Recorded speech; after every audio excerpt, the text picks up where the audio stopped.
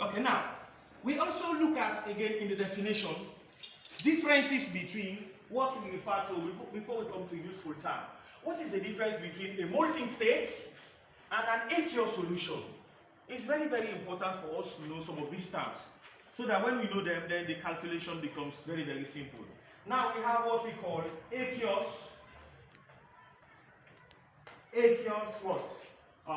Solution.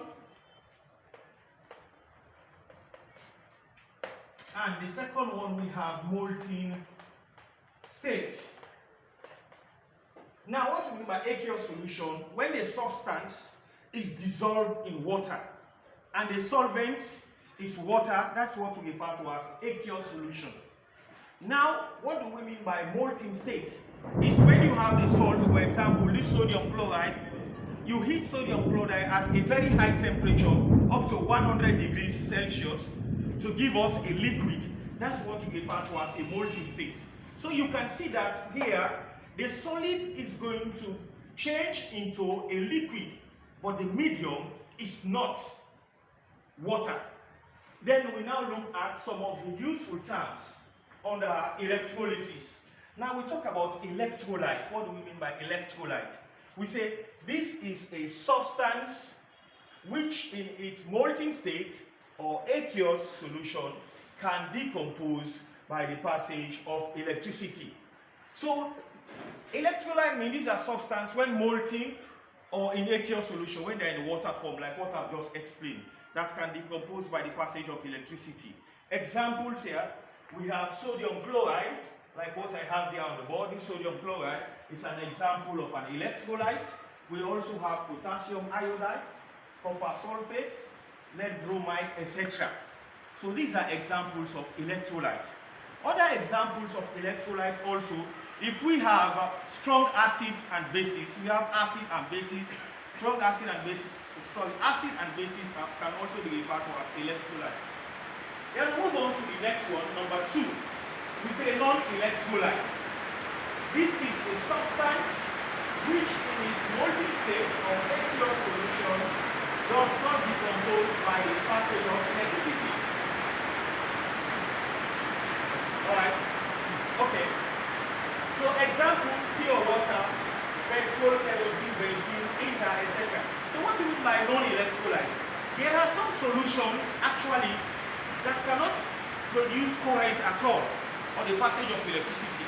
Like for example, pure water is a non-electrolyte, petrol, kerosene, benzene, etc. because they don't have ions. That's why they don't produce it. Then we come here to strong electrolyte. This again is a very important term that you need to know. We say this is a substance which in its molten state or aqueous solution completely decomposed by the passage of electricity. Example, HCl, MgCl2, NaCl, CuCl2, etc. So what do we mean by strong electrolyte? We say here this one completely ionizes by what? Aqueous solution, completely. Their ionization is complete. So we refer to them as very, very strong electrolytes because they ionizes completely in aqueous solution. I'll give you another example again here using ionic equations. Like for example, we have calcium chloride. Calcium chloride, the formula is CaCl2. Okay? We say aqueous, for example. If we dissolve calcium hydroxide in water, the physical say become aqueous. Now we will get here as Ca2+. Why do we say it's Ca2+ aqueous? Because calcium belongs to group 2. So that is why it's producing this +2. All of them have an oxidation of the diatomic, alright? So therefore we say plus. Now we have 2 atoms of chlorine here. So we say 2Cl-. Again, of course, these are monoatomic. Because when you say here Cl2 is like we have 2 atoms of chlorine, Cl and Cl. So that's why we say 2Cl-.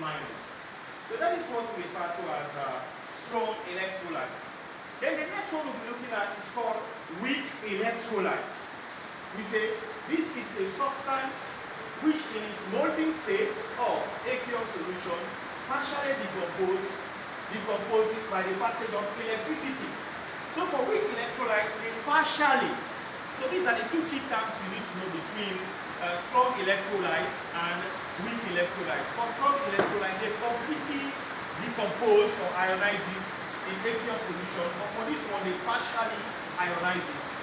Example, this carbonic acid is what? Ammonium hydroxide is another one, iron hydroxide, methanoic acid, etc. All organic acids are referred to as weak electrolyte.